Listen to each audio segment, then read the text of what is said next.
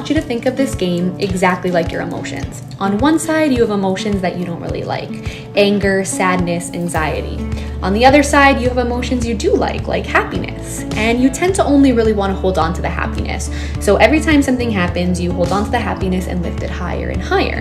But eventually it becomes too heavy and it gets to the point where you can't hold on to that happiness anymore. So you drop the happiness and you realize that as soon as you drop it, the more power you give to the other side. As our feelings come, we need to feel them. We can't avoid and try to mask with positive feelings all the time, because once they do come crashing down, they will be way worse.